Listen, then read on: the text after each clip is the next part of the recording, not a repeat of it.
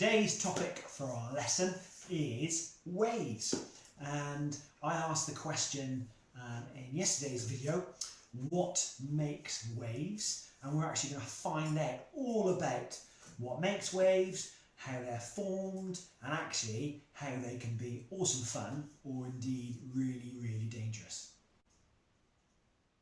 Let's talk waves right from the beginning. So, way out at sea, wind is blowing over the surface of the water. That wind blowing over the surface it causes friction with the top of the water, starts to create ripples. And because the wind is blowing in that direction, the ripples start to move in that circular motion. And if the wind is blowing for long enough in the same direction, then those ripples start to turn into chop. And they can be moving quite fast out at sea, out in the middle of the ocean. And and it's called wave crowding, if that area then, the wind keeps blowing, some of those ripples, some of that chop, those potential waves start joining up together and it gets bigger and this energy becomes greater and that starts to turn into swell. Now, when swell eventually at some point reaches our coastlines, that energy slows down a little bit because there's less room for it to rotate. And the wave energy and that shallowing of the water pushes this swell upwards. And when that starts to happen, as it's moving and the water is getting even shallower, the back of this ripple, this swell, starts to move faster than the front of the swell and it turns into a wave. And this is the wave zone, and we all know that classic shape, and waves are formed. So we're just going to see if we can make our own waves here by just blowing over the surface of this water.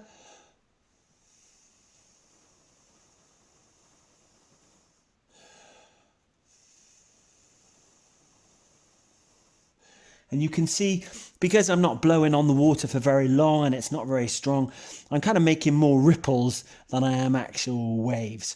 But give this a go. See if you how big you can make your ripples and perhaps even into more waves. And give it a go in the bath. It's really good in the bath because you've got much more water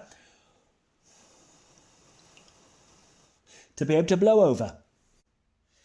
So some of you quite rightly said waves were formed by other methods than wind, and they are things like, well, of course, the biggest and most obvious is the lunar powered wave, which is what we talked about earlier in the week, which is our tide.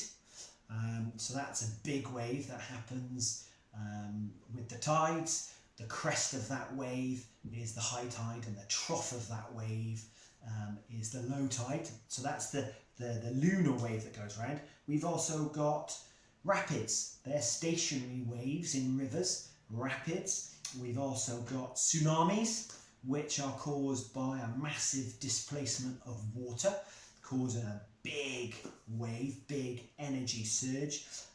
We've also got tidal rising waves, which are what are called bores, and they happen with certain tides at certain times of the month in certain places on the planet. So there are other ways waves can be formed, but wind is the most predominant method of energy to create waves. So this surf zone is the fun bit. All sorts of fun can be had in here with the right type of waves. Now with the wrong type of waves, because of the way our beach is angled, because of what our local winds are doing, this can turn a fun experience into a dangerous experience. This is why it's so important to learn about waves. Now, today we've just gone through the basics of how they're formed, how they're created, and next time we'll look at what this is all about, how it can be even more dangerous, and what are the good waves, what are the good surfing waves, and what are the not so good dangerous waves, because of this seabed being different because of our local winds and a few other factors. So my question for you to do with waves is, can you tell me what the word is? What is when the wind blows over the waves for a long period of time, over a long distance, with lots of energy? That's called a word, and it begins with F. Can you find out what that word is, please, for me? Well, it's knot time again. I hope you're enjoying the knots we're doing each day. Personally, in my life as a lifeguard, working at a surf lifesaving club, teaching open water swimming, teaching stand-up paddle boarding, teaching lots of other outdoor education, I come across lots of knots, and I have to do lots of knots, whether it's tying equipment down, whether it's attaching equipment to different things.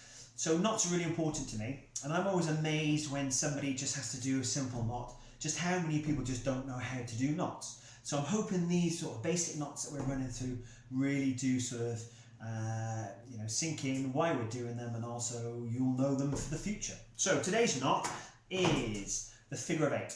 Really super simple. So if we've got a length of rope and we want to tie a loop in it, perhaps to attach something onto it or to put it over something, the figure of 8 is dead simple. So all I'm going to do is take the end of the rope, I'm going to take it all the way around and back on itself, and then put it through the hole, making a nice pretty figure of 8. And as you can see, there's now a loop in the end that, yes, it will jam, so it sometimes can be really hard to break out of, but it's not going to go anywhere, it's not going to slip, because there is our figure of 8. Now, to actually break the knot, you take the top of the 8 and pull it over to pull the rope out, and then it's loose. But if I just do that again, so I take the end, take it all the way around and back up, gives you your figure of 8. And it also can be used as a handle on a length of rope. So that then gives you purchase on this rope. That loop will not close tightly on your hand. The loop will stay the same distance, but the rest of the rope will pull tight. So you've got an actual handle on a length of rope just by using a simple figure of 8. Today's phonic alphabet. So today we're looking at G and H. So G is golf, pronounced golf. H is hotel, pronounced hotel. So we're starting to build up our letters now. So if we just run through all our letters that we've gone through, not in any particular order. So we've got Foxtrot, Delta, Alpha, Bravo, Golf, Echo, Charlie, Hotel. Can you do this next one? You ready for this?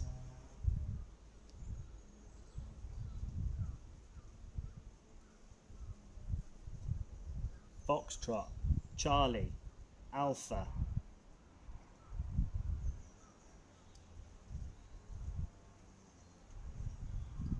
Awesome. Hope that's going really well. We're really building up the letters now. So 2 more on Monday. Well done. Well, that's it for today. Thank you for joining me to talk about waves. Really looking forward to Monday, and we will continue next week. We will continue into the Easter holidays. It's been awesome these last 5 days. I hope you've enjoyed our messages, our daily messages. We're trying to make them as fun as possible. It's all a bit new for me, so I'm getting better at it as we go. So your question to finish on, so could you come back to me before Monday about that is, when we looked at waves on the chart earlier, we talked about local winds. Why would local winds make waves so much better for surfing? So when we see the big traditional held up tubing waves, what has contributed to that, and how has it contributed to make those really stunning surfing waves? So that's your question for the weekend, and I really look forward to seeing you on Monday. I hope you have a good weekend. I hope your isolation, staying at home, being with the family is all working out. I'm sure you are working in your own routines, as we are in my family, to get through all of this. But hopefully together we can do that. And if I am, and the charity Above Water is teaching you in any way, well then that's a good thing. So have a good weekend, have a good Friday, take care, bye bye.